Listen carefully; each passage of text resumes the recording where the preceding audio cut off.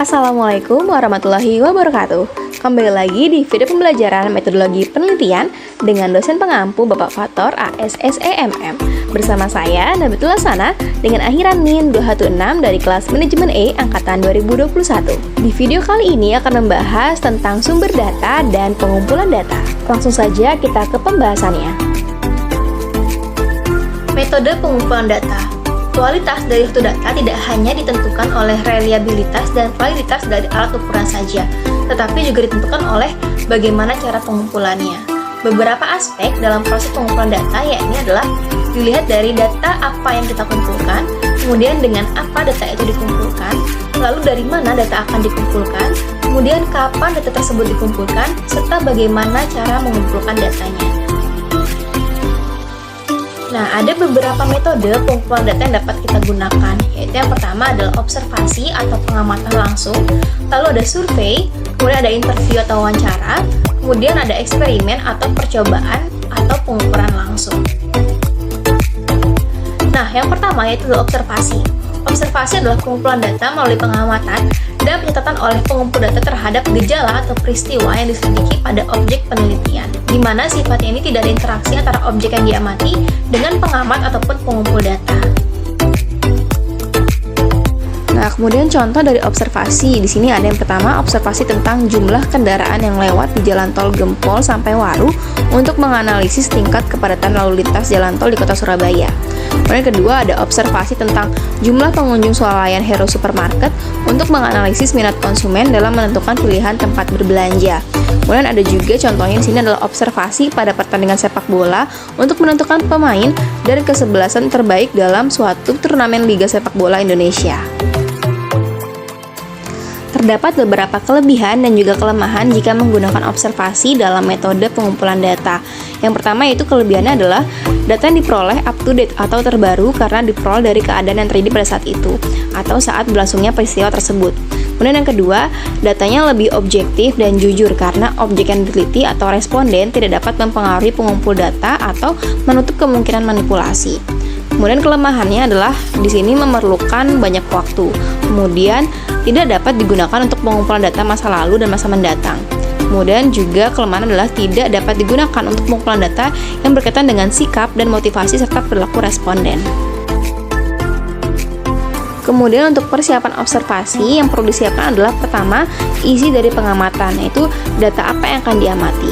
Kemudian objek pengamatannya, yaitu adalah apa atau siapa yang diamati. Kemudian alat pengamatan, di sini adalah pengamatan langsung atau menggunakan alat bantu.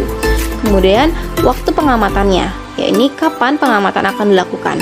Kemudian terakhir adalah dokumentasi pengamatan, yaitu adalah pencatatan langsung atau menggunakan alat bantu.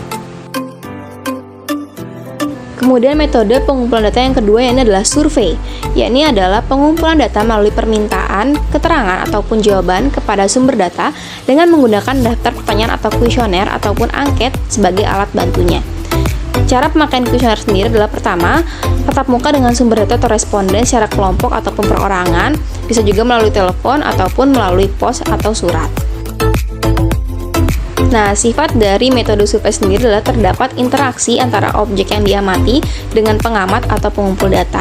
Contohnya, survei mengenai merek sabun cuci yang paling diminati oleh ibu rumah tangga, kemudian survei mengenai sistem pengelolaan persediaan barang di Apotik Kimia Farma Surabaya, dan lain sebagainya.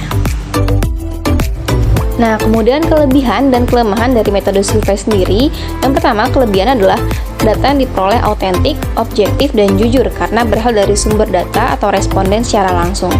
Kemudian dapat diterapkan untuk pengumpulan data dalam lingkup yang luas. Kemudian dalam hal tertentu, efisien dalam penggunaan waktu pengumpulan datanya. Kemudian untuk kelemahannya sendiri, yakni ada informasi terselubung dari responden, khususnya untuk informasi yang berkaitan dengan sifat, aktivitas, ataupun perilaku responden. Kemudian, responden terkadang tidak menjawab apa adanya, tetapi apa yang sebaliknya. Kemudian responden terlalu dibatasi pada jawaban-jawaban tertentu. Kemudian responden sering tidak mengembalikan kuesioner. Kemudian terakhir adalah sering muncul jawaban-jawaban yang tidak diinginkan dan tidak sesuai dengan yang diinginkan. Nah, kemudian untuk persiapan survei sendiri, yang pertama kita perlu melakukan perancangan kuesioner, di mana perancangan kuesioner ini terdiri dari deskripsikan maksud dari kuesioner pada responden, kemudian buat materi atau daftar pertanyaan, kemudian buat kode jawaban, kemudian buat petunjuk menjawab pertanyaan. Kemudian langkah yang kedua adalah uji coba kuesioner.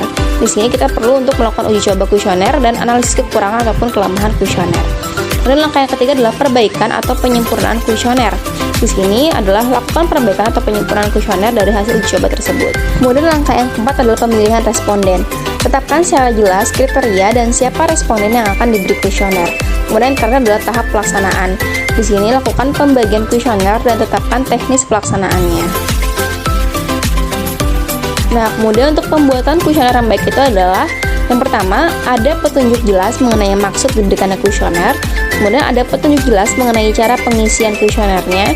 Kemudian menggunakan kalimat yang mudah dimengerti dan tidak bias arti. Lalu menghindari pertanyaan yang tidak jelas atau tidak perlu dan tidak relevan. Selanjutnya juga menghindari pertanyaan yang sugestif, bernada menekan atau mengancam, dan lain sebagainya. Lalu menggunakan urutan pertanyaan yang logis dan sistematis. Dan yang terakhir, pastinya merahasiakan identitas responden agar responden objektif dalam menjawab kuesioner. Oke, metode pengumpulan data yang ketiga adalah interview atau wawancara. Interview atau wawancara adalah pengumpulan data melalui tatap muka, data yang jawab langsung antara pewawancara atau pengumpul data dengan responden atau sumber data. Di mana sifatnya sendiri, di sini adalah terdapat interaksi dan komunikasi antara pewawancara dengan respondennya. Sebelum wawancara dimulai, ada baiknya menerangkan maksud wawancara dikaitkan dengan tujuan penelitiannya. Kemudian menjelaskan mengapa responden dipilih untuk diwawancarai. Kemudian menjelaskan identitas dan asal-usul pewawancara itu sendiri. Kemudian terakhir adalah menjelaskan sifat wawancara, ini terbuka ataupun tertutup atau rahasia. Komponen dan faktor yang mempengaruhi dalam suatu wawancara. Yang pertama adalah pewawancara.